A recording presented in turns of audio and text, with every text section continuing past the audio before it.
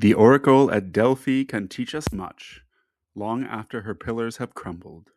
What does the Puthian priestess, whose guest list in her heyday made Little St. James Island look about as exclusive as your local Applebee's, teach us about the emergent world?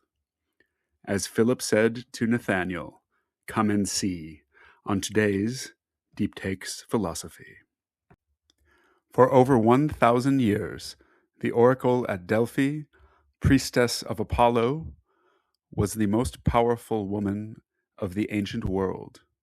Her prophecies, uttered under divine possession, enthusiasmos, by the god of light and reason Apollo, were prized by kings, playwrights, poets, emperors, and philosophers alike. Above her door was inscribed, "Know thyself," which inspired, of course, "To thine own self be true" of Shakespeare. Today we will learn the story of two particular visitors, as told by Herodotus, the father of history, and Plato, student of Socrates. In the histories of Herodotus, Croesus turns to the oracle out of a mix of ambition and caution. As he contemplates war against Cyrus the Great, he wants divine confirmation before committing to a risky campaign. Rather than trusting blindly, he first tests multiple oracles to see which can truly perceive hidden truth. The oracle at Delphi proves its credibility by correctly describing an obscure act Croesus is performing, convincing him it speaks with genuine authority. Having established that trust, Croesus consults it again for guidance on whether to attack Persia and about the future of his rule. His visit reflects a broader Greek belief that major political decisions, especially war, should be sanctioned by divine insight. At the same time, Herodotus presents the episode as a warning.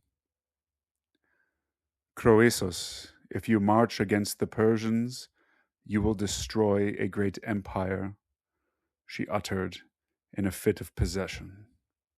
When he heard this, Croesus was overjoyed, for he thought that the oracle meant that he would destroy the empire of Cyrus. So he made ready to march against the Persians.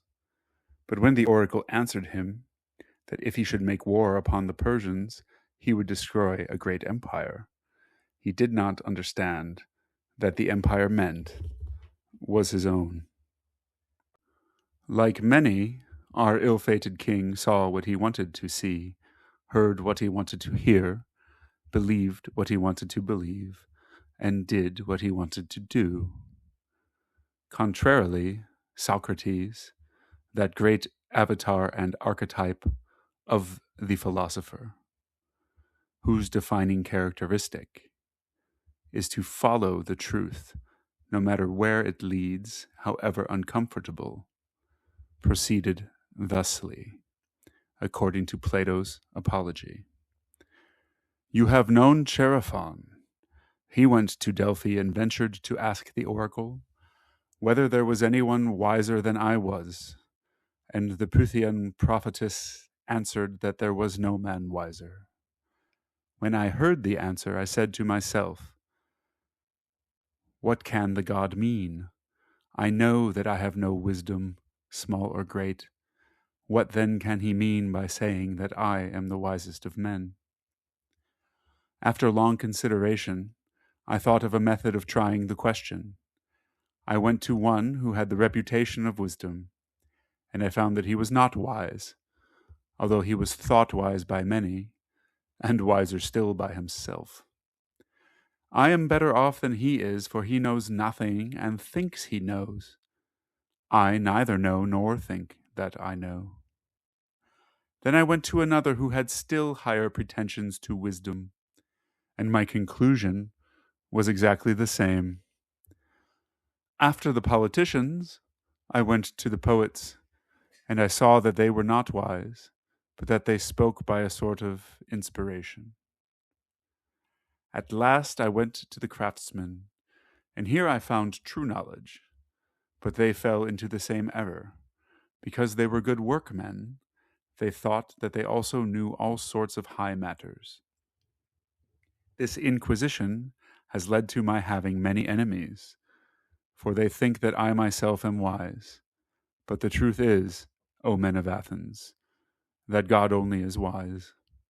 And so I go about the world, seeking and searching into the wisdom of anyone. And if I find that he is not wise, then I show him that he is not wise.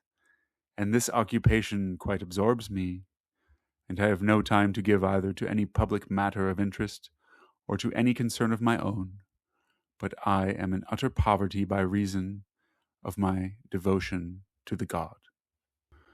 Much unlike our ill-fated king, after hearing the oracle's claim, Socrates set out to test it. He described going around Athens, examining people who are reputed to be wise. As for the politicians, he found that they think they know important things, but don't actually understand them. As for the poets, they produced beautiful works, but couldn't explain their own meaning or wisdom. As for the craftsmen, they did have real expertise, but wrongly assumed that skill in one thing makes them wise and everything else. At least we don't have to worry about blindly following oracles today.